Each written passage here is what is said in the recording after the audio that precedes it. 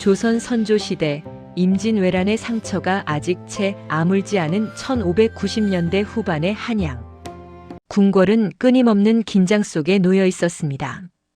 전쟁의 폐허를 딛고 일어서야 했던 이 시기, 궁궐 안팎에서는 권력의 향방을 둘러싼 보이지 않는 싸움이 치열하게 전개되고 있었습니다.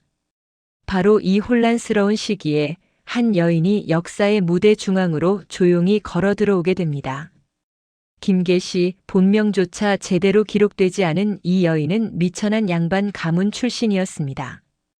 광해군 일기와 인조실록의 단편적인 기록들을 종합해보면 그녀는 1590년대 중반경 10대 후반의 나이로 궁녀 간택에 응시했던 것으로 추정됩니다. 당시 조선 사회에서 궁녀가 되는 것은 양면의 칼날과도 같았습니다. 한편으로는 평생 혼인할 수 없고 궁궐 안에 갇혀 살아야 하는 운명이었지만 다른 한편으로는 미천한 신분에서 벗어나 왕실과 가까운 곳에서 권력의 중심을 엿볼 수 있는 유일한 통로이기도 했습니다. 김계시가 처음 입궐했을 때 궁궐은 여전히 임진왜란의 충격에서 회복 중이었습니다. 선조는 의주까지 피난을 갔다 돌아온 뒤 극심한 수치심과 권위의 추락을 경험하고 있었고, 이는 왕실 내부의 권력 구도에도 미묘한 변화를 가져왔습니다. 선조실록 선조 31년 1598년 기록을 보면 전쟁 이후 궁중 제도를 재정비하는 과정에서 많은 궁녀들이 새로 선발되었다는 내용이 등장합니다. 김계시도 바로 이 시기에 궁궐의 문을 들어선 것으로 보입니다. 처음에는 수많은 궁녀들 중 하나에 불과했던 김계시였지만 그녀에게는 남들과 다른 특별한 재능이 있었습니다. 바로 사람의 마음을 읽고 상황을 정확히 판단하는 뛰어난 처세술이었습니다.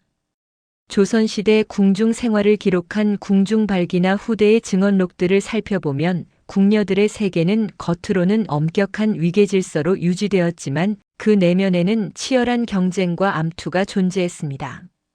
수백 명의 궁녀들이 좁은 공간에서 평생을 함께 살아가야 했고 그 안에서 살아남기 위해서는 단순히 일을 잘하는 것만으로는 부족했습니다.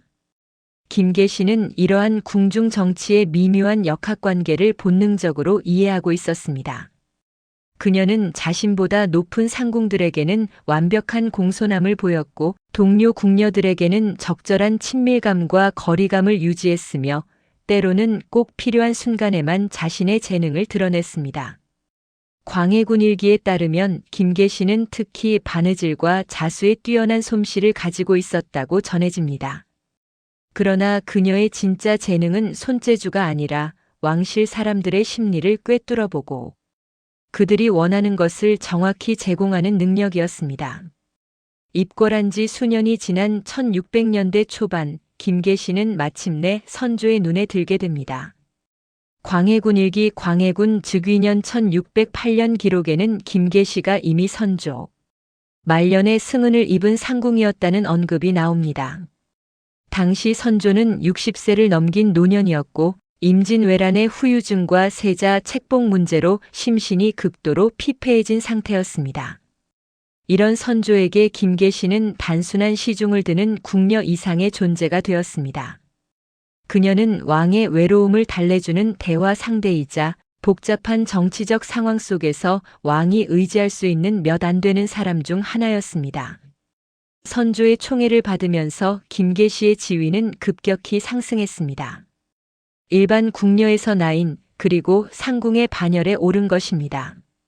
조선시대 궁녀 제도에서 상궁은 최고 지위였고 특히 왕의 승은을 입은 상궁은 후궁에 준하는 대우를 받았습니다. 그러나 바로 이 시점에서 김계시의 인생을 완전히 바꿔놓을 운명적인 만남이 시작됩니다. 선조의 총애를 받던 김계시는 자연스럽게 왕세자였던 광해군과도 자주 마주치게 되었습니다. 광해군 일기와 인조실록의 기록들을 교차 분석해보면 김계시와 광해군의 관계는 1600년대 중반부터 시작된 것으로 추정됩니다. 당시 광해군은 1592년 임진왜란 당시 세자로 책봉되어 분조를 이끌며 큰 공을 세운 인물이었습니다. 그러나 선조는 계속해서 그를 의심하고 견제했으며 특히 계비인 임모광후가 영창대군을 낳자 세자의 지위마저 위태로워지는 상황이었습니다. 김계시가 광해군에게 접근한 것인지 아니면 광해군이 먼저 그녀를 이용하려 했던 것인지는 명확하지 않습니다. 다만 분명한 것은 두 사람 사이의 단순한 왕실, 구성원과 궁녀의 관계를 넘어서는 특별한 유대가 형성되었다는 사실입니다. 조선의 유교 윤리에서 이것은 절대로 용납될 수 없는 금기였습니다. 아버지의 승은을 입은 여인이 아들과 가까워진다는 것은 상상조차 할 수 없는 폐륜이었고 발각될 경우 사형을 면치 못할 중죄였습니다. 그러나 김계시는 이 위험천만한 줄타기를 감행했습니다.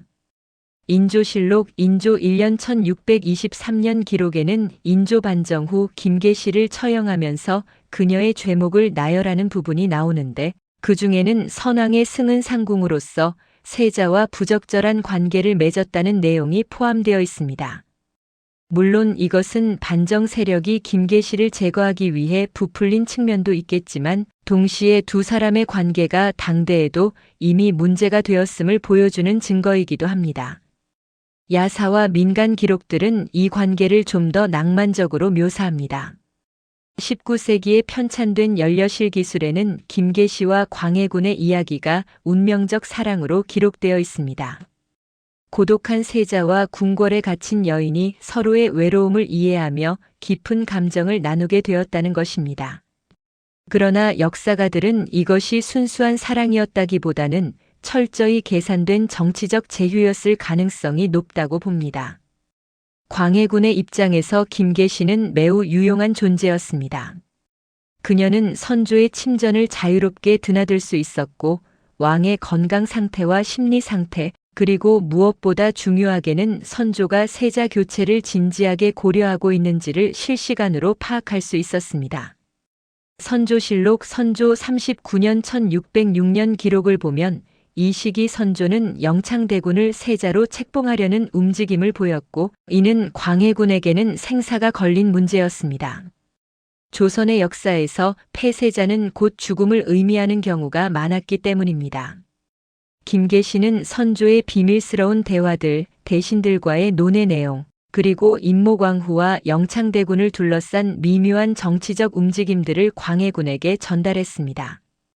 그녀는 말 그대로 광해군의 눈과 귀가 되어 주었고 덕분에 광해군은 선조의 다음 행보를 예측하고 대비할 수 있었습니다.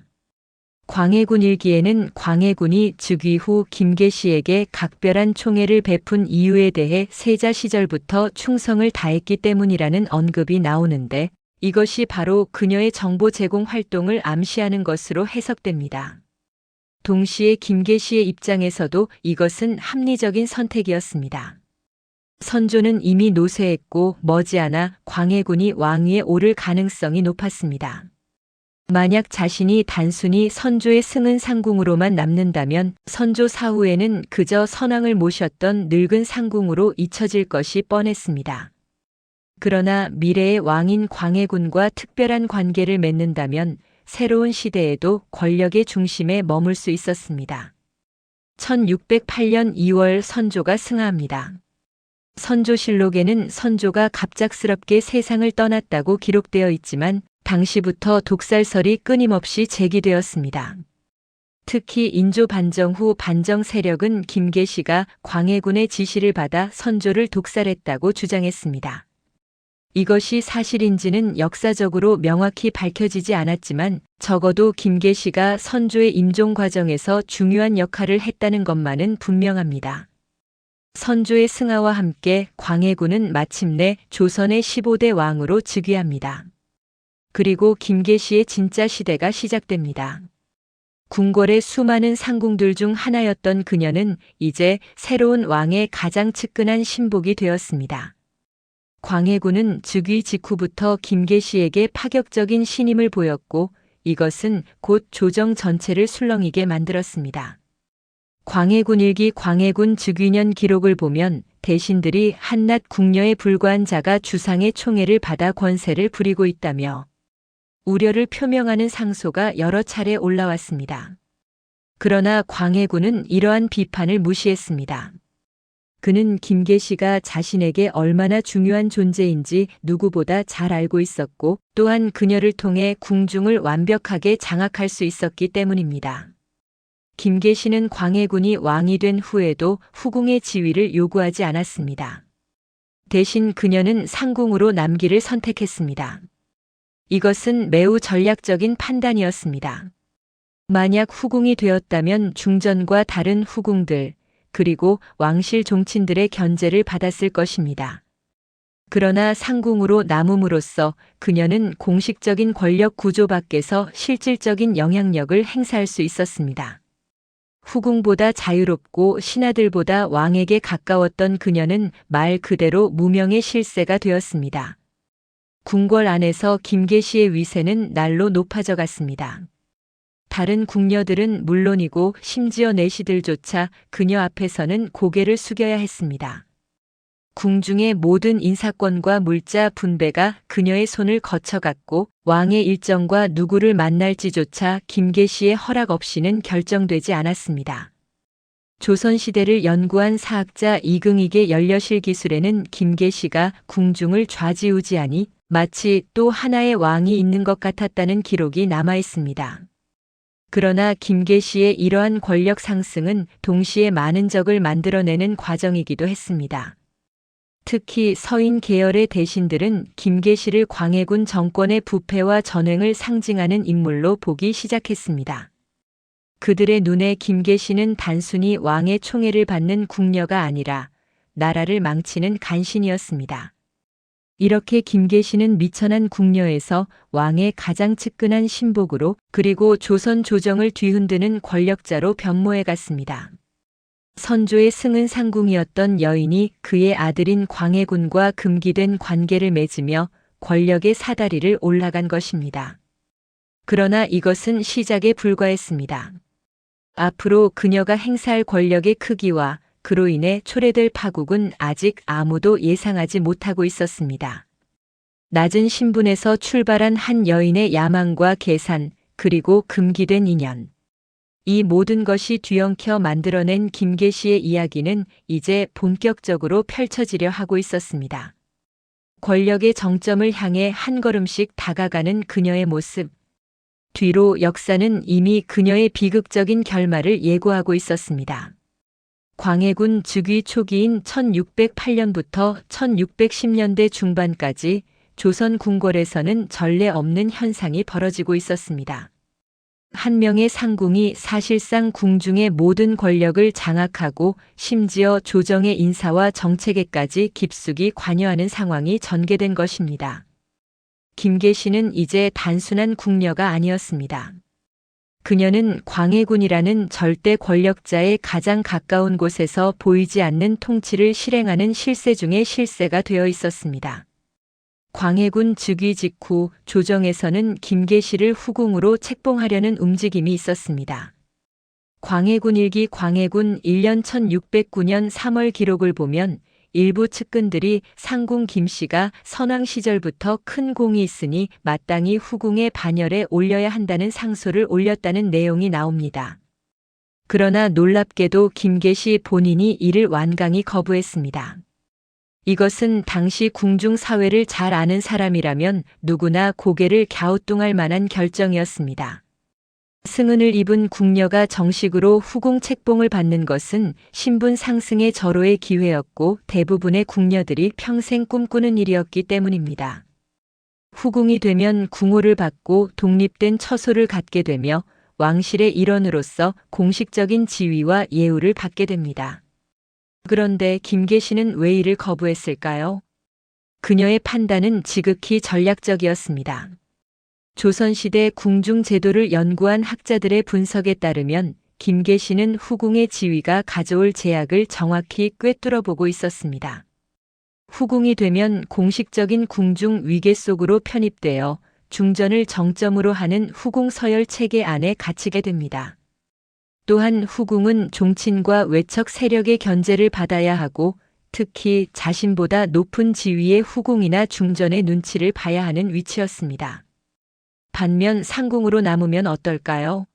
상궁은 궁중 여관의 최고 지위이긴 하지만 왕실 구성원은 아닙니다. 따라서 공식적인 왕실 위계와는 별개로 움직일 수 있었습니다. 게다가 상궁은 궁중의 실무를 총괄하는 위치이기 때문에 모든 궁녀와 내시들을 직접 지휘할 수 있었습니다. 김계시는 이 점을 정확히 이해하고 있었습니다. 후궁이라는 화려한 이름보다 상궁이라는 실무 권력이 훨씬 더 큰 자유와 영향력을 보장한다는 것을 말입니다. 인조실록 인조 1년 1623년 기록에는 인조 반정 후 김계시의 죄목을 나열하는 부분이 있는데 거기에 후궁의 지위를 마다하고 상궁으로 남아 무소불위의 권력을 휘둘렀다는 표현이 나옵니다. 비록 반정 세력이 김계시를 비난하기 위해 쓴 기록이지만 역설적으로 이것은 그녀의 권력이 얼마나 컸는지를 증명하는 증거이기도 합니다.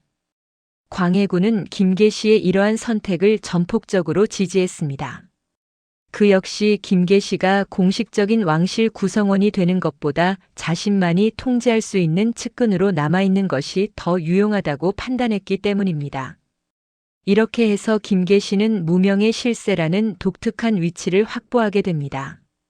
공식적인 직함은 상궁이지만 실제 권력은 후궁을 훨씬 뛰어넘는 그야말로 전례 없는 존재가 된 것입니다.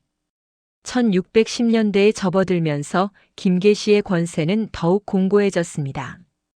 광해군 일기 광해군 3년 1611년 7월 기록을 보면 궁중의 모든 물품 구매와 재정 집행이 김계시의 허락을 거쳐야 했다는 내용이 나옵니다. 궁궐에서 사용하는 비단, 음식 재료, 가구, 장신구 등 모든 물자의 조달이 그녀의 손을 거쳐갔고 이 과정에서 막대한 이권이 발생했습니다. 상인들은 궁중의 물품을 납품하기 위해 김계시에게 뇌물을 바쳤고 김계시는 이를 통해 엄청난 재산을 축적해갔습니다. 더 놀라운 것은 궁중 인사권까지 그녀가 장악했다는 사실입니다. 새로운 궁녀를 선발하거나 상궁으로 승진시키거나 혹은 문제가 있는 궁녀를 내쫓는 모든 결정이 김계시의 뜻에 따라 이루어졌습니다.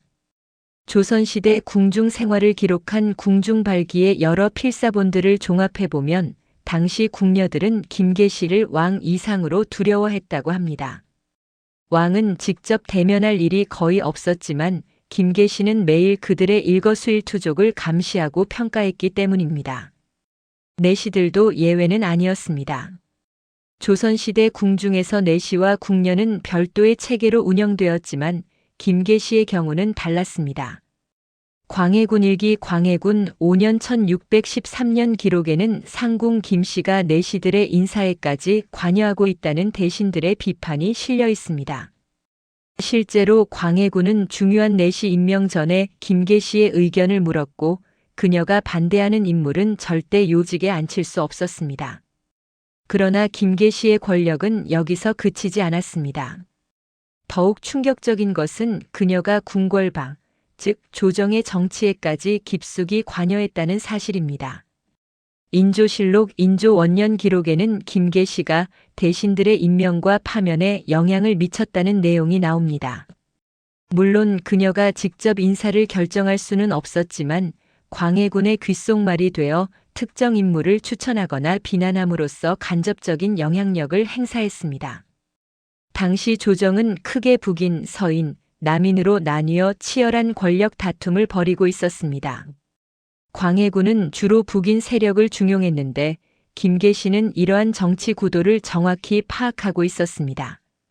광해군 일기 광해군 7년 1615년 기록을 보면 대북파의 영수였던 이이첨이 김계시와 긴밀한 관계를 유지했다는 내용이 나옵니다. 김계시는 이이첨을 통해 조정의 정보를 입수했고 역으로 이이첨은 김계시를 통해 광해군의 뜻을 확인했습니다. 이러한 상황을 바라보는 서인과 남인 대신들의 시각은 매우 비판적이었습니다. 광해군 일기 곳곳에는 한낱 궁녀가 조정 대사에 관여하고 있으니 나라의 기강이 무너졌다. 상궁 김씨의 권세가 하늘을 찌르니 신하들이 모두 그녀의 눈치를 본다는 식의 상소들이 무수히 등장합니다. 광해군 9년 1617년 3월에는 사원부 관리들이 집단으로 김계시의 권세를 비판하는 상소를 올렸고 이로 인해 일부는 파직당하기도 했습니다. 그러나 이러한 비판에도 불구하고 광해군은 김계시에 대한 신임을 철회하지 않았습니다. 오히려 그녀를 비판하는 신하들을 질책하거나 좌천시켰습니다. 광해군 일기 광해군 10년 1618년 기록을 보면 상궁 김씨는 과인에게 충성스러운 신복이니 함부로 비방하는 자는 역적과 다름없다는 광해군의 발언이 기록되어 있습니다. 이것은 광해군이 김계시를 얼마나 중요하게 여겼는지를 보여주는 결정적인 증거입니다. 김계시의 권력은 단순히 광해군의 총애에만 의존한 것이 아니었습니다. 그녀는 스스로 권력 기반을 구축하는 데도 매우 능숙했습니다. 우선 그녀는 궁중에 자신의 측근들을 심어 놓았습니다. 신임하는 궁녀들과 내시들을 요직에 배치하고 이들을 통해 궁중의 모든 정보를 실시간으로 파악했습니다. 19세기 실학자 이긍익이 편찬한 연려실 기술에는 김계시가 거느린 측근 궁녀만 수십 명이었고 이들은 궁중 곳곳에 배치되어 그녀의 눈과 귀 역할을 했다는 기록이 남아 있습니다. 또한 김계시는 궁궐 밖의 권력자들과도 네트워크를 구축했습니다. 앞서 언급한 이이첨 외에도 정인홍, 한찬남 등 대북파의 주요 인물들이 김계시와 연결되어 있었습니다. 이들은 김계시에게 조정의 정보를 제공했고 김계시는 이들을 광해군에게 추천하거나 보호해 주었습니다. 이렇게 해서 김계시를 중심으로 한 거대한 권력 네트워크가 형성되었습니다. 경제적인 측면에서도 김계시의 영향력은 막강했습니다. 광해군 일기 광해군 12년 1620년 기록에는 김계시가 한양 시내에 여러 채의 가옥과 토지를 소유하고 있었다는 내용이 나옵니다. 궁녀의 신분으로는 상상할 수 없는 재산이었습니다. 그녀는 이 재산을 축적하는 과정에서 궁중 물품 조달과 관련된 각종 비리에 연루되었고 상인들로부터 뇌물을 받았으면 심지어 관직을 매매하는 데도 개입했다는 의혹을 받았습니다. 당시 사대부들의 사적인 기록들을 보면 김계시의 사치와 부패에 대한 증언들이 곳곳에 등장합니다. 조선 후기의 문인 홍만종이 쓴 순오지에는 김계시가 입는 옷은 중전보다 화려했고 먹는 음식은 왕의 수라상보다 풍성했다는 당대의 풍문이 기록되어 있습니다. 물론 이것은 다소 과장된 표현일 수 있지만 김계시의 생활이 일반적인 궁녀의 수준을 훨씬 뛰어넘었다는 것만은 분명합니다. 흥미로운 점은 김계시가 이러한 권력과 부를 누리면서도 결코 방심하지 않았다는 것입니다. 그녀는 언제나 위험을 감지하고 있었고 자신을 비판하거나 위협할 수 있는 인물들을 미리 제거하는 데 능숙했습니다. 광해군 일기 여러 곳에는 김계시가 자신을 비판한 궁녀나 내시들을 가혹하게 처벌했다는 기록들이 나옵니다. 어떤 경우에는 단순히 궁중에서 쫓아내는 것으로 그치지 않고 그 가족들에게까지 화가 미치도록 했다고 합니다.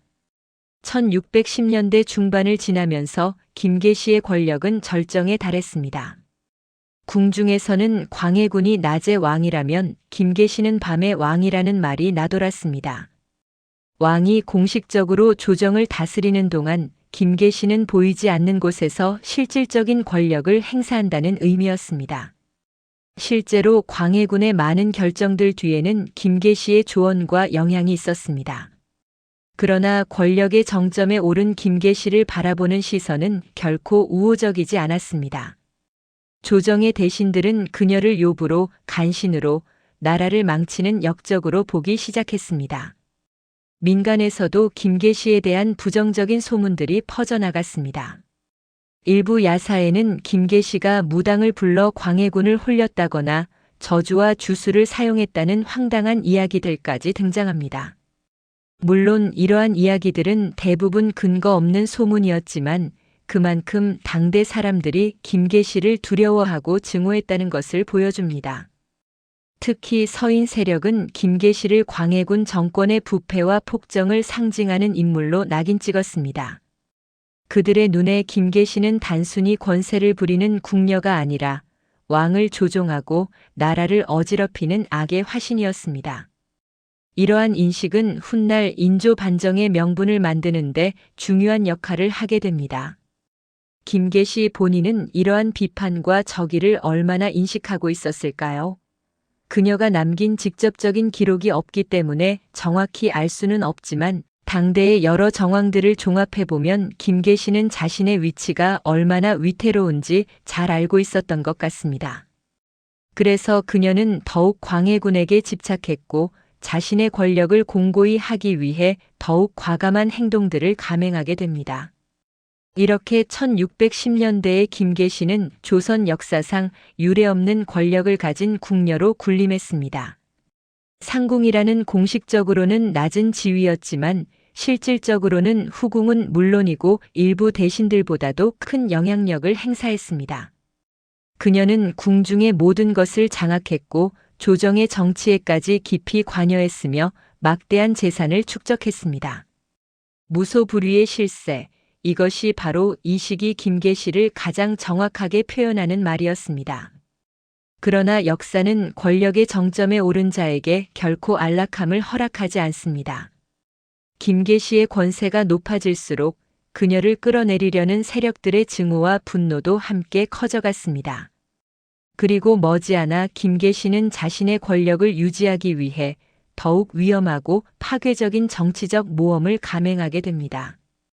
그 모험의 이름은 바로 패모론, 즉 인목대비를 폐위시키려는 전례 없는 계획이었습니다. 1610년대 후반 조선 왕조는 전례 없는 정치적 광풍 속으로 빠져들고 있었습니다. 그 중심에는 광해군과 김계시, 그리고 대북파 세력이 있었습니다.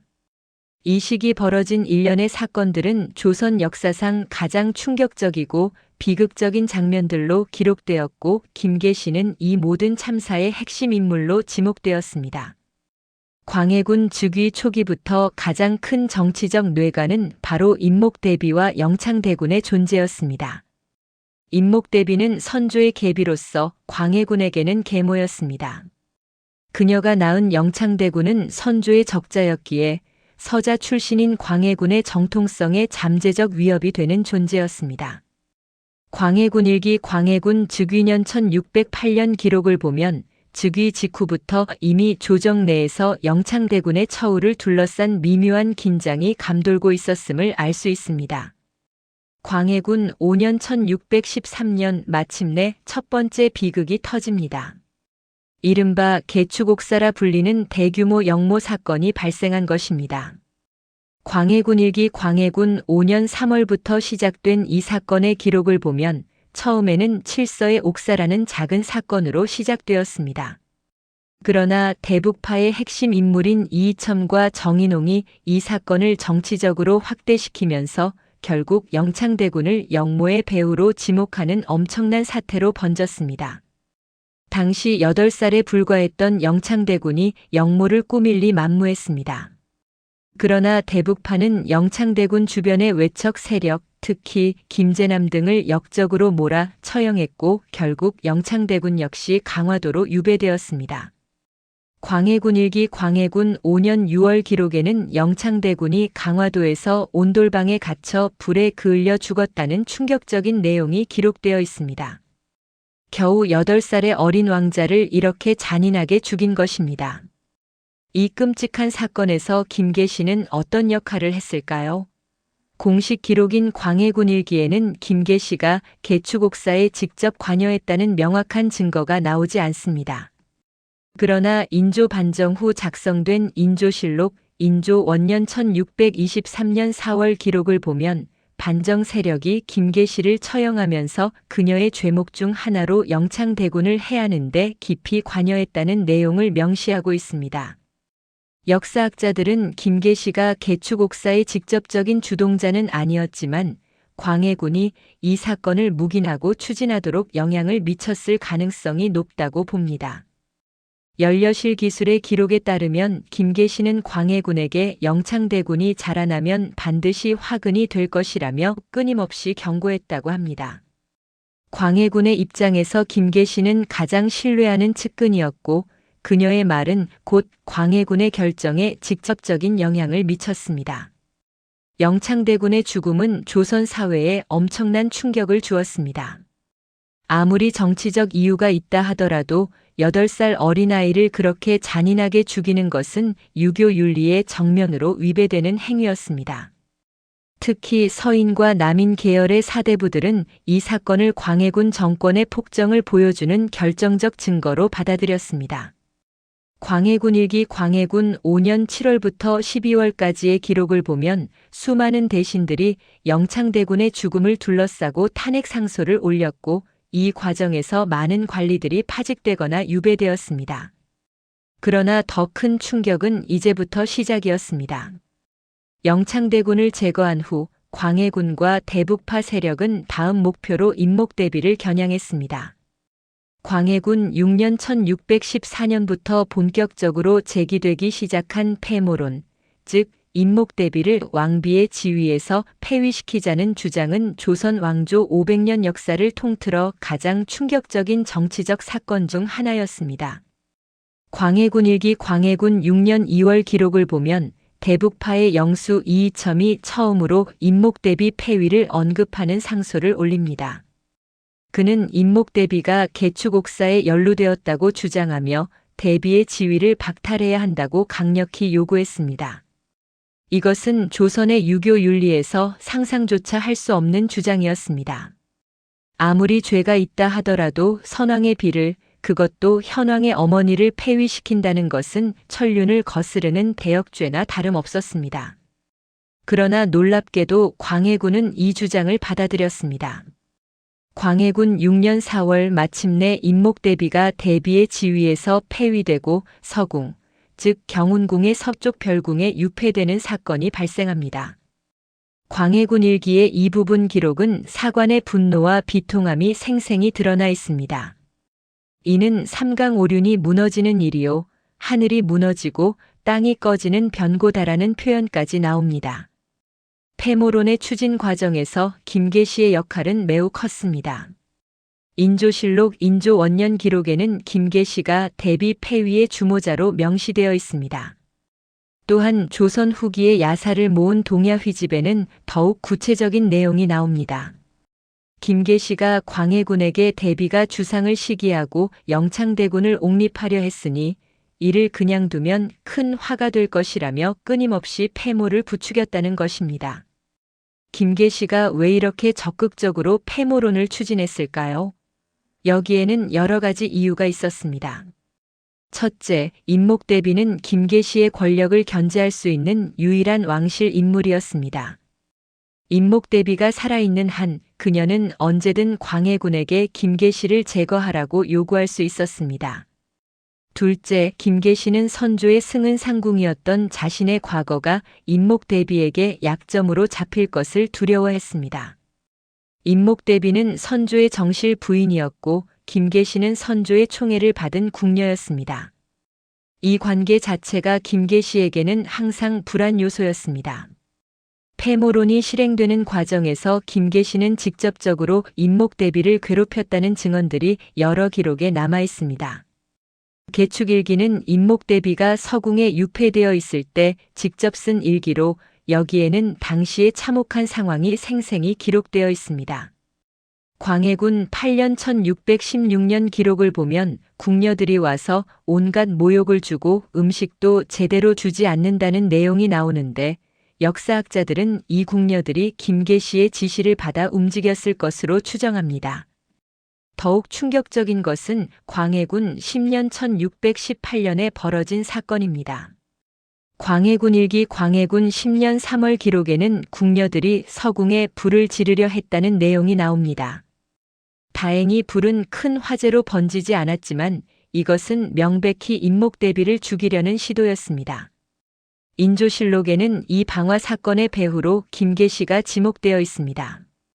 비록 직접적인 증거는 없지만 궁중의 궁녀들이 감히 대비를 해치려 한다는 것은 김계시의 묵인이나 지시 없이는 불가능한 일이었습니다. 패모론과 인목대비 학대 사건은 조선 사회 전체를 분노로 들끓게 만들었습니다. 광해군 일기 광해군 6년부터 15년까지의 기록을 보면 거의 매년 수십 통의 상소가 올라와 폐모의 부당함을 주장했고 대비의 복위를 요청했습니다.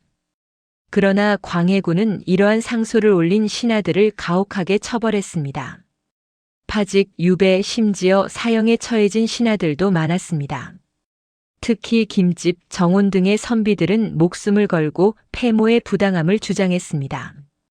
광해군 일기 광해군 11년 1619년 3월 기록을 보면 정온이 폐모는 천지간에 용납될 수 없는 죄악이라는 내용의 상소를 올렸다가 함경도로 유배되었다는 내용이 나옵니다.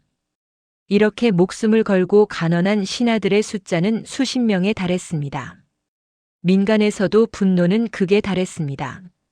조선시대 민중들의 여론을 기록한 각종 야사와 필기류를 보면 광해군과 김계시에 대한 원성이 하늘을 찌를 정도였다고 합니다. 동야휘집에는 한양 거리에서 김계시를 욕하지 않는 사람이 없었다. 부녀자들조차 김계시를 요부라 부르며 저주했다는 기록이 남아 있습니다. 폐모론 추진과 함께 김계시의 부정부패도 더욱 심해졌습니다. 광해군 일기 광해군 12년 1620년 기록에는 김계시가 궁중 물품을 사적으로 빼돌려 팔았다는 탄핵 상소가 나옵니다. 광해군 13년 1621년 기록에는 김계시가 관직을 매매했다는 의혹이 제기됩니다. 실제로 김계시에게 뇌물을 바치면 궁중 출입이 자유로워지고 심지어 관직까지 얻을 수 있다는 소문이 파다했습니다. 당시 김계시의 재산 규모에 대해서는 여러 기록이 있습니다. 인조실록 인조 원년 기록을 보면 인조 반정 후 김계시의 재산을 몰수했는데 그 규모가 대신 여러 명의 재산을 합친 것보다 많았다고 기록되어 있습니다. 조선 후기의 문인 이긍익은 연려실 기술에서 김계시의 재산을 금은 보화가 산처럼 쌓여 있었고 비단과 옷감이 창고를 가득 채웠다고 묘사했습니다. 김계시는 이렇게 축적한 재산으로 한양 곳곳에 가옥을 소유했습니다. 광해군 일기 광해군 14년 1622년 기록에는 대간에서 상궁 김씨가 도성 안에 가옥 수십 채를 소유하고 있다며 비판하는 상소를 올렸다는 내용이 나옵니다. 당시 법으로는 궁녀가 사유 재산을 소유하는 것 자체가 금지되어 있었는데 김계시는 이러한 법을 완전히 무시하고 있었습니다. 사치와 향락도 극에 달했습니다. 동야휘집의 기록에 따르면 김계시는 궁궐 밖에 별장을 마련하고 자주 거처를 옮기며 호화로운 생활을 즐겼다고 합니다. 그녀의 식사상에는 진귀한 음식들이 가득했고 입는 옷은 최고급 비단으로 만든 것이었으며 장신구는 금과 고석으로 치장되어 있었다고 합니다. 더욱 문제가 된 것은 김계시가 자신의 친인척들까지 권력의 요직에 앉혔다는 점입니다. 광해군 일기 광해군 13년 기록을 보면 김계시의 친족들이 관직을 받았다는 내용이 나옵니다. 궁녀는 혼인할 수 없기 때문에 직계 가족은 없었지만 김계시는 자신의 사촌이나 조카뻘 되는 사람들을 관리로 앉히고 권력을 나눠 가졌습니다. 이렇게 1610년대 후반을 거치며 김계시는 완전히 부정부패의 상징이 되어버렸습니다. 폐모론의 주동자 영창대군 사례의 공모자 임목대비를 괴롭힌 악녀 궁중 재물을 사적으로 착복한 부패한 권력자. 이 모든 부정적인 이미지가 김계시라는 한 사람에게 집중되었습니다. 사대부들의 사적인 기록들을 보면 당시 지식인 사회에서 김계시에 대한 증오가 얼마나 컸는지 알 수 있습니다. 광해군 말년에 작성된 것으로 추정되는 어느 선비의 문집에는 김계시는 요녀요 나라를 망치는 화근이니 하루빨리 제거하지 않으면 조종사직이 위태로울 것이라는 표현까지 나옵니다. 민중들 사이에서도 김계시는 완전히 악의 화신으로 인식되었습니다. 당시 떠돌던 미녀나 풍자시들을 모은 기록을 보면 김계시를 비난하는 내용들이 많이 발견됩니다. 궁녀 하나가 나라를 망치고 요부 하나가 왕을 홀렸네라는 식의 노래가 시정에서 불려졌다고 합니다. 이러한 분위기 속에서 광해군 정권에 대한 불만은 계속 쌓여갔습니다.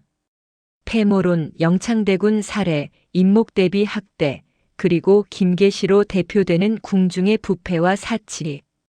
이 모든 것이 결합되어 광해군 정권의 정당성을 심각하게 훼손하고 있었습니다. 특히 서인 세력을 중심으로 한 반대파들은 이러한 상황을 더 이상 좌시할 수 없다고 판단하기 시작했습니다. 김계시는 권력의 정점에 있었지만 동시에 가장 위험한 위치에 놓여 있었습니다.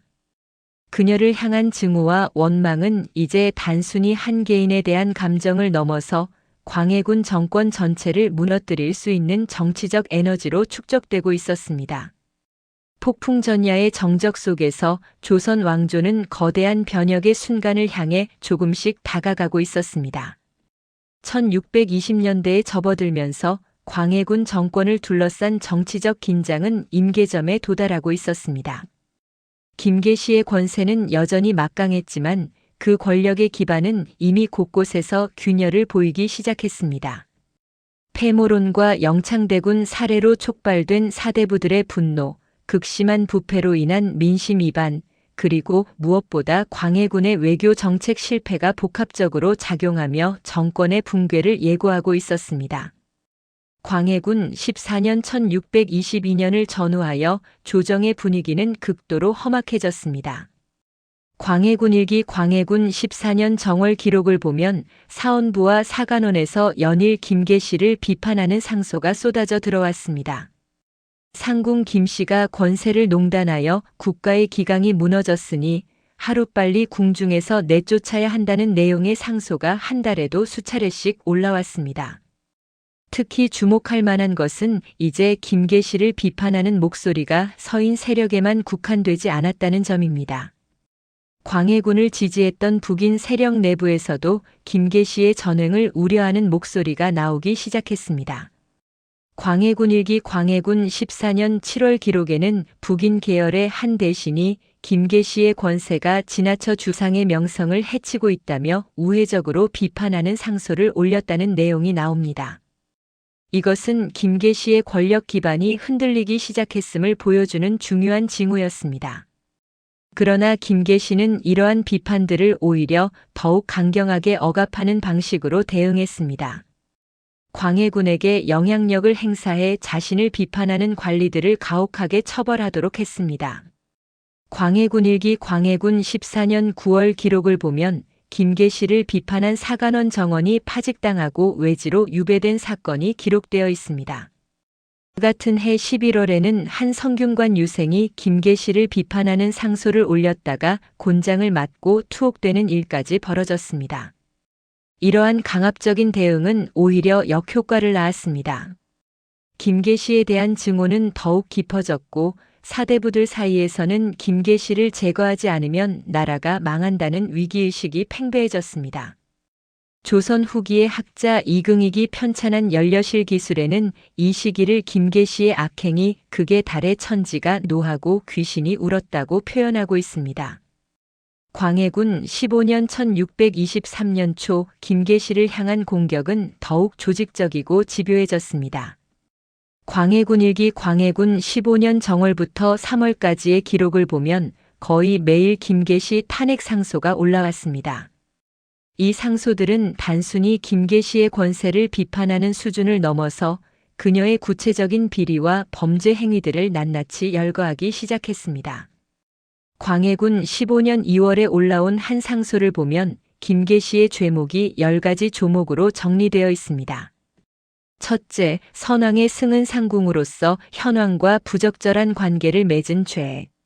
둘째, 영창대군을 모함하여 죽음에 이르게 한 죄. 셋째, 패모론을 주도하고 대비를 학대한 죄. 넷째, 궁중 재물을 사적으로 착복한 죄. 다섯째, 관직을 매매한 죄. 여섯째, 친인척을 요직에 앉힌 죄. 일곱째, 사치와 향락에 빠진 죄. 여덟째, 충신들을 모함하여 해친 죄. 아홉째, 요술과 사술로 왕을 현혹한 죄. 열째, 궁중의 기강을 무너뜨린 죄. 이 10가지 죄목은 김계시의 15년 권력 생애를 압축한 고발장이나 다름없었습니다. 그러나 광해군은 여전히 김계시를 보호했습니다. 이 상소를 올린 대신은 즉각 파직되었고 경상도로 유배되었습니다. 광해군 일기의 사관은 이 대목에서 임금이 간신을 보호하고 충신을 해치니 이는 망국의 징조라는 논평을 남기고 있습니다. 그러나 김계시 본인은 이러한 상황이 얼마나 위험한지 정확히 인식하고 있었던 것 같습니다. 인조실록 인조원년의 기록에 따르면 광해군 말년에 김계시는 점점 더 불안해하며 광해군에게 서인들이 역모를 꾀하고 있다는 말을 자주 했다고 합니다. 또한 그녀는 자신의 재산을 비밀리에 궁 밖으로 빼돌리기 시작했고 만일의 사태에 대비해 도피처를 마련하려 했다는 소문도 있었습니다. 이 시기 김계시의 심리 상태를 짐작할 수 있는 흥미로운 기록이 동야휘집에 남아 있습니다. 광해군 15년 초 김계시가 무당을 불러 굿을 했다는 것입니다. 무당에게 앞으로 어떻게 될 것인가를 물었고 무당은 큰 변란이 있을 것이니 조심하라고 답했다고 합니다. 물론 이것은 후대에 윤색되었을 가능성이 있는 야사이지만 당시 김계시가 극도의 불안감에 시달렸다는 것은 여러 정황상 분명해 보입니다. 실제로 광해군 15년 초부터 서인 세력을 중심으로 광해군을 폐위시키려는 비밀스러운 움직임이 구체화되고 있었습니다.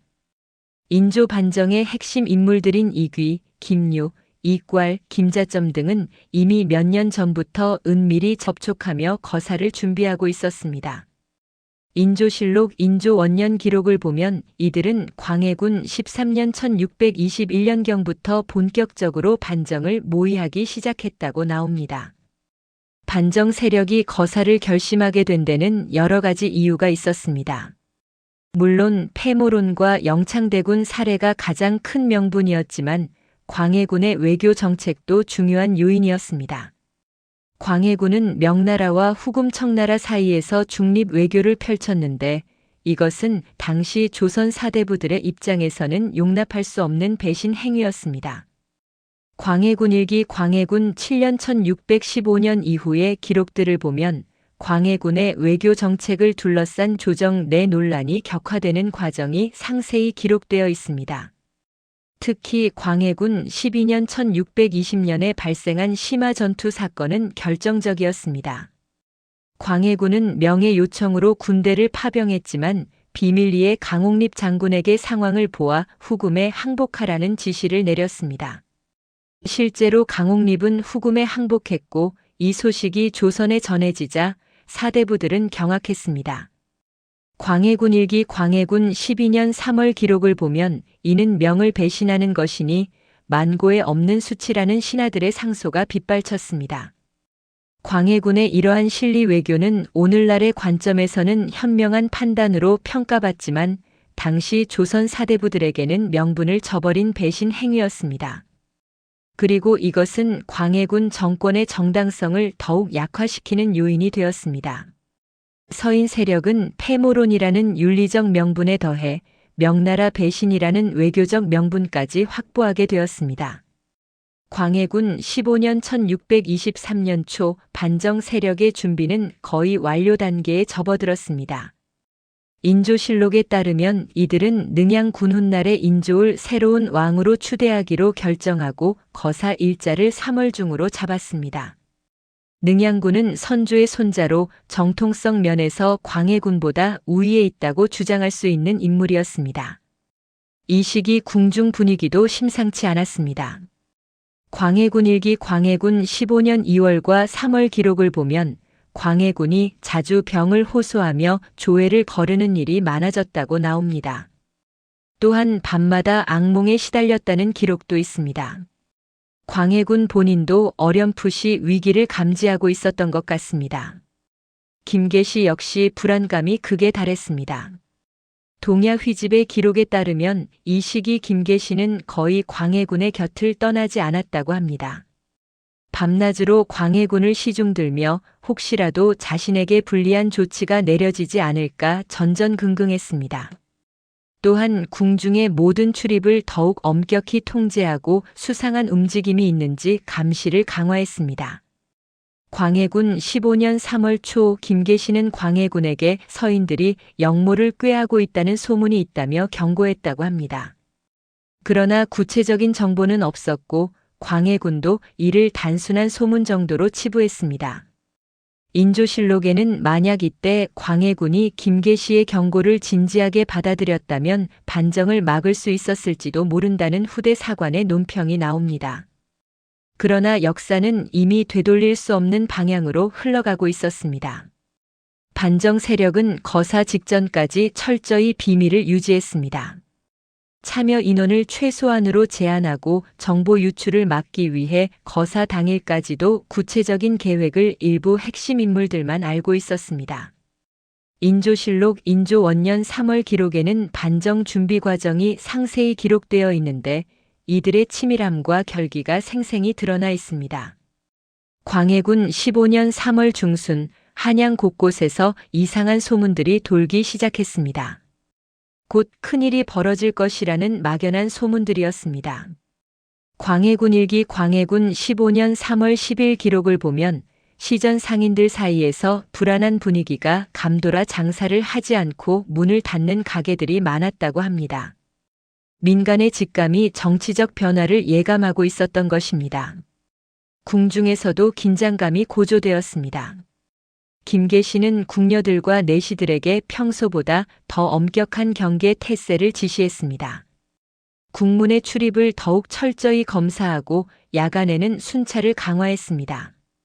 그러나 이러한 조치들은 궁궐 내부의 경계를 강화하는 데는 효과가 있었지만 궁궐 밖에서 조직적으로 준비되고 있는 반정 세력을 막기에는 역부족이었습니다. 조선시대 권력 투쟁사를 연구한 학자들에 따르면 이 시기 김계시는 일종의 포위 상태에 놓여 있었습니다. 안으로는 궁중에서 끊임없이 올라오는 탄핵 상소들, 밖으로는 서인 세력의 조직적인 반대 그리고 민심의 이반. 이 모든 것이 김계시를 향해 조여오고 있었지만 그녀는 여전히 광해군의 총애라는 마지막 보루를 믿고 있었습니다. 그러나 역사는 곧 잔인한 교훈을 주게 됩니다. 권력은 영원하지 않으며 특히 민심을 잃은 권력은 언제든 한순간에 무너질 수 있다는 것을. 광해군 15년 3월 조선 왕조는 거대한 정치적 격변의 전야에 서 있었습니다. 그리고 그 격변의 한가운데에는 김계시라는 한 여인이 있었습니다. 궁중 깊은 곳에서 김계시는 창밖을 바라보며 무슨 생각을 했을까요? 자신이 지난 15년간 쌓아올린 권력이 얼마나 허약한 기반 위에 서 있었는지 그녀는 알고 있었을까요? 아니면 여전히 광해군의 총애가 자신을 지켜줄 것이라 믿고 있었을까요? 역사는 그녀의 내면을 기록하지 않았지만 한 가지만은 분명했습니다. 몰락의 그림자는 이미 깊고 짙게 드리워져 있었고 그 끝에는 비극적인 최후가 기다리고 있었습니다. 한양의 밤하늘은 여전히 평화로워 보였습니다. 그러나 그 평화로운 표면 아래에서는 역사를 뒤흔들 거대한 폭풍이 준비되고 있었습니다. 그리고 그 폭풍의 첫 번째 희생자는 다름 아닌 김계시 자신이 될 것이었습니다. 광해군 15년 1623년 3월 13일 새벽 조선의 역사를 뒤바꿀 거대한 사건이 드디어 폭발했습니다. 인조 반정, 서인 세력이 광해군을 폐위시키고 능양군을 새로운 왕으로 추대한 이 쿠데타는 조선 왕조 500년 역사에서 가장 극적인 정변 중 하나로 기록됩니다. 그리고 이 격변의 소용돌이 속에서 김계시의 운명도 마침내 종착점을 향해 치달았습니다. 인조실록 인조원년 1623년 3월 13일 기록에는 그날의 상황이 생생히 묘사되어 있습니다. 새벽 1시경 이귀, 김유, 이괄 등이 이끄는 반정 세력 약 300여 명이 창덕궁을 향해 진격했습니다. 그들은 미리 매수해둔 궁궐 수비군의 협조를 받아 큰 저항 없이 궁문을 통과했습니다. 궁중 호위를 담당하던 군사들 중 상당수가 이미 반정에 동조하고 있었던 것입니다. 창덕궁 안이 갑자기 소란스러워지자 김계시는 가장 먼저 이상을 감지했습니다. 그녀는 즉시 광해군의 침전으로 달려가 왕을 깨웠습니다. 인조실록의 기록에 따르면 광해군은 처음의 상황을 제대로 파악하지 못하고 당황했다고 합니다. 김계시는 역적들이 궁궐을 침범했으니 빨리 피신하셔야 한다며 광해군을 재촉했습니다. 그러나 이미 때는 늦었습니다. 반정 세력은 신속하게 궁궐의 주요 지점들을 장악했고 광해군의 도주로를 차단했습니다. 인조실록 3월 13일 기록을 보면 새벽 3시경 반정 세력이 마침내 광해군의 침전 근처까지 진입했다고 나옵니다. 광해군은 급히 의복을 갖춰 입고 나왔지만 이미 사방이 포위된 상태였습니다. 이때 김계시는 광해군의 곁을 지키고 있었습니다. 조선 후기의 문헌 연려실 기술에는 이 순간의 모습이 극적으로 묘사되어 있습니다. 김계시가 광해군의 옷자락을 붙잡고 눈물을 흘리며 죽기를 각오하고 함께하겠다고 했으나 광해군은 그녀를 떼어내고 홀로 반정군을 마주했다고 기록되어 있습니다. 물론 이것은 다소 각색된 내용일 수 있지만 당시 김계시가 광해군의 마지막 순간까지 곁을 지키려 했다는 것만은 여러 기록에서 일치합니다. 반정 세력의 대표로 나선 이귀는 광해군에게 패모와 동생 살해, 그리고 명나라 배신의 죄를 물어 왕위를 패한다고 선언했습니다. 인조실록에 따르면 광해군은 거의 저항하지 않고 순순히 따랐다고 합니다. 그는 내가 무슨 죄를 지었다고 이러는가라며 항변했지만 이미 대세는 기울어진 상태였습니다. 광해군이 포박되어 끌려가는 모습을 본 김계시는 오열했다고 합니다. 그녀는 반정군들에게 나를 죽이되 주상은 살려달라고 애원했지만 반정군은 그녀를 거칠게 밀쳐냈습니다. 인조실록 3월 13일 기록에는 상궁 김씨가 광해군을 따라가려 했으나 군사들이 가로막고 따로 구금했다는 내용이 나옵니다. 새벽 5시경 반정은 성공적으로 완료되었습니다. 광해군은 폐위되어 서인으로 강등되었고 능양군이 인조로 즉위했습니다. 인조실록 인조 원년 3월 13일 기록을 보면 반정 세력은 즉각 광해군 측근들을 색출하기 시작했습니다. 그들의 최우선 목표 중 하나가 바로 김계시였습니다. 김계시는 궁궐 내 한 건물에 연금되었습니다. 인조실록 3월 14일 기록에 따르면 반정 세력은 김계시를 즉시 처형하려 했지만 능양군 인조는 절차를 밟아 죄를 물어야 한다며 일단 의금부에서 신문하도록 지시했습니다. 이것은 단순히 법적 절차를 존중한 것이 아니라 김계시를 통해 광해군 정권의 부정부패와 패정을 만천하에 드러내려는 정치적 의도가 있었습니다. 3월 15일 김계시는 의금부로 압송되었습니다. 인조실록 3월 15일 기록을 보면 궁궐에서 의금부로 가는 길에 한양 백성들이 구름같이 모여들어 김계시에게 온갖 욕설과 비난을 퍼부었다고 합니다. 나라를 망친 요부, 임금을 홀린 마녀라는 소리가 거리를 가득 메웠습니다. 어떤 이들은 돌을 던지기도 했고 침을 뱉기도 했습니다. 김계시는 고개를 숙인 채 아무 말도 하지 않았다고 합니다. 15년 전 권력의 정점에서 궁궐을 호령하던 그 여인이 이제는 온 백성의 증오를 받으며 죄인으로 끌려가는 비참한 모습이었습니다. 연려실 기술에는 김계시가 의금부로 끌려가는 모습을 본 백성들이 하늘의 벌을 받는다며 환호했다는 기록이 남아 있습니다.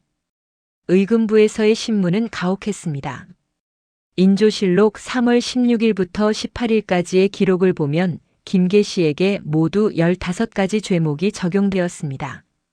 선조의 독살 의혹, 영창대군 살해 공모, 패모론 주도, 임목대비 학대, 궁중 재물 착복 관직 매매 사치와 향락, 무고한 신하들 모함 주술과 사술, 간음죄 등등 그녀의 전 생애가 죄목으로 나열되었습니다. 특히 반정 세력이 집중적으로 추궁한 것은 선조 독살설이었습니다. 인조실록 3월 17일 기록에는 의금부에서 너는 광해군의 지시를 받아 선조를 독살했느냐고 추궁하는 장면이 나옵니다. 김계시는 이를 부인했지만 고문이 가해졌고 결국 일부 죄목에 대해 자백하게 됩니다. 그러나 역사학자들은 이 자백이 고문에 의해 강요된 것으로 신빙성이 낮다고 평가합니다. 김계시의 신문 과정은 단순히 한 개인의 죄를 묻는 것이 아니라 광해군 정권 전체를 심판하는 정치적 쇼였습니다. 반정 세력은 김계시를 광해군 패정의 상징으로 만들어 반정의 정당성을 확보하려 했습니다. 인조실록의 여러 기록을 보면 김계시의 죄목이 나날이 추가되고 과장되는 양상을 볼 수 있습니다. 3월 19일 의금부는 김계시에 대한 최종 판결을 내렸습니다. 대역죄로 능지처참에 처한다는 것이었습니다. 능지처참은 조선시대 최고형으로 사지를 찢어 죽이는 극형이었습니다. 인조실록 3월 19일 기록을 보면 이 판결에 대해 일부 신하들조차 여인에게 너무 가혹한 형벌이 아니냐며 우려를 표명했지만 반정 세력의 핵심 인물들은 김계시의 죄는 천하에 용서받을 수 없으니 마땅히 극형에 처해야 한다며 강경한 입장을 고수했습니다. 인조는 결국 이 판결을 승인했습니다. 다만 능지처참은 너무 잔인하다는 판단에서 참수형으로 감경되었습니다. 그러나 이것조차 김계시에게는 굴욕적인 죽음이었습니다. 조선시대 법률에 따르면 양반 여성은 사형을 당하더라도 사약을 받는 것이 일반적이었는데 김계시는 마치 천민 범죄자처럼 참수형에 처해진 것입니다. 1623년 3월 20일 김계시의 처형이 집행되었습니다. 인조실록 3월 20일 기록에는 상궁 김씨를 서소문 박형장에서 참수했다는 간단한 기록만 남아 있습니다. 그러나 민간 기록과 야사들은 그날의 상황을 좀 더 자세히 전하고 있습니다. 연려실 기술의 기록에 따르면 김계시가 형장으로 끌려갈 때 수많은 백성들이 몰려들었다고 합니다. 어떤 이들은 환호했고 어떤 이들은 침을 뱉었으며 어떤 이들은 저주를 퍼부었습니다. 그러나 일부는 침묵 속에서 한 여인의 비극적인 최후를 지켜봤다고 합니다. 형장에 도착한 김계시는 마지막으로 무슨 말인가를 하려 했지만 집행관이 이를 막았다고 합니다. 조선 후기의 야사집 동야휘집에는 김계시가 마지막 순간에 광해군만은 살려달라고 외쳤다는 기록이 있습니다. 그녀는 자신의 죽음 앞에서도 광해군을 걱정했던 것입니다. 형이 집행되는 순간 한양의 하늘은 흐렸다고 합니다. 어떤 기록에는 갑자기 비바람이 몰아쳤다고도 적혀 있습니다. 물론 이것은 후대의 극적 효과를 위해 덧붙여진 내용일 수 있지만 많은 사람들이 한 시대를 풍미했던 권력자의 비참한 최후를 목격하며 복잡한 감정을 느꼈을 것은 분명합니다. 김계시의 나이는 정확히 알 수 없지만 대략 40대 중후반으로 추정됩니다. 1590년대 중반에 입궁했다면 거의 30년 가까이 궁궐에서 살았던 것입니다. 그중 15년은 조선 역사상 유례없는 권력을 누렸고 그 권력의 대가로 그녀는 목숨을 잃었습니다. 김계시의 처형 소식은 삽시간에 온 나라에 퍼졌습니다. 인조실록 3월 21일부터 25일까지의 기록을 보면 전국 각지에서 김계시의 처형을 환영하는 상소들이 쇄도했습니다. 요부를 제거하여 국가의 기강을 바로 세웠다. 하늘의 뜻이 실현되었다는 내용들이었습니다. 김계시는 완전히 악의 화신으로 모든 패정의 원흉으로 낙인 찍혔습니다. 그러나 김계시의 죽음으로 끝나지 않았습니다. 반정 세력은 그녀와 연관된 사람들까지 색출하기 시작했습니다.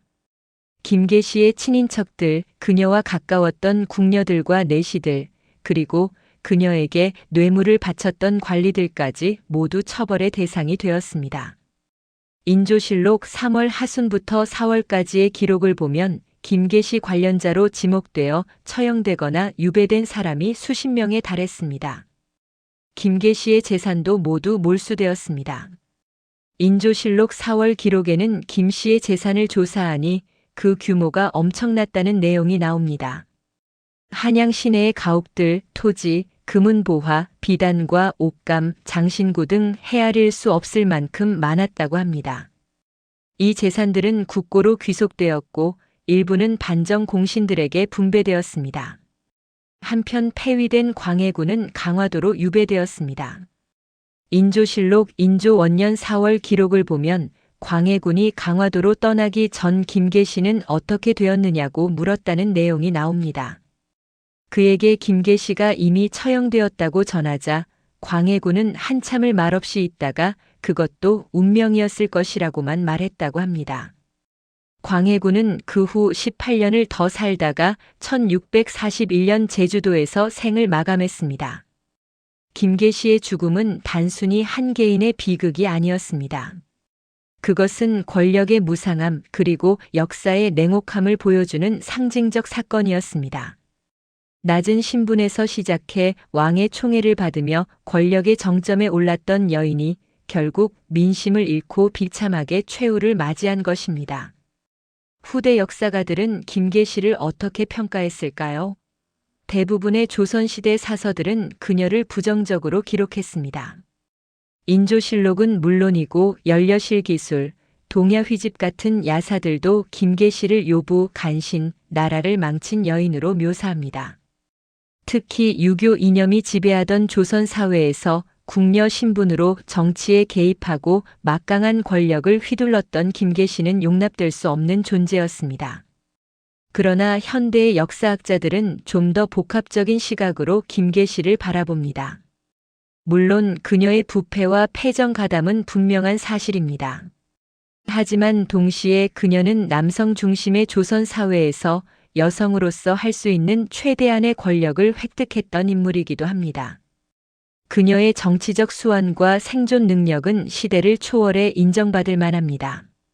또한 김계시에게 모든 책임을 돌리는 것은 부당한 측면이 있습니다. 영창대군 살해, 패모론, 대비 학대 등의 결정은 궁극적으로 광해군이 내린 것이었고 대북파 세력이 주도한 것이었습니다. 김계시는 분명 이러한 패정에 깊이 관여했지만 모든 것의 주모자는 아니었습니다. 그러나 반정 세력은 광해군과 대북파의 죄를 김계시 한 사람에게 집중시킴으로써 정치적 부담을 줄이려 했던 측면이 있습니다. 이렇게 김계시의 이야기는 비극적으로 끝을 맺습니다. 1590년대 말 궁녀로 입궐한 이후 약 25년간의 파란만장한 살. 그중 15년은 조선 역사상 가장 강력한 권력을 가진 여성으로 군림했던 세월이었습니다. 그러나 그 권력은 결국 모래성처럼 무너졌고 그녀는 역사의 뒤안길로 사라졌습니다. 서소문 박 형장에 뿌려진 그녀의 피는 오랜 세월이 지나 흔적도 없이 사라졌습니다. 그러나 김계시라는 이름은 역사 속에 영원히 남았습니다. 권력의 정점과 나락을 모두 경험한 한 여인의 이야기로 후대 사람들에게 권력의 본질과 역사의 냉혹함을 일깨워주는 교훈으로 말입니다. 오늘날 우리는 김계시의 이야기를 통해 무엇을 배울 수 있을까요? 권력은 결코 영원하지 않다는 것, 민심을 잃은 권력은 언제든 무너질 수 있다는 것, 그리고 어떤 위치에 있든 윤리와 도덕을 저버리면 결국 역사의 심판을 받게 된다는 것. 이것이 김계시의 삶이 우리에게 남긴 무거운 메시지가 아닐까 합니다. 400년 전 조선 왕조의 한 궁녀가 걸었던 길, 그 영광과 몰락의 드라마는 이렇게 막을 내립니다. 역사는 흘러갔지만 그 이야기는 여전히 우리에게 많은 것을 생각하게 합니다. 권력이란 무엇인가, 충성이란 무엇인가, 그리고 한 개인의 선택이 역사에 어떤 영향을 미치는가. 김계시의 비극적인 생애는 이 모든 질문에 대한 하나의 답변이자 동시에 새로운 물음표를 던지는 역사의 거울입니다.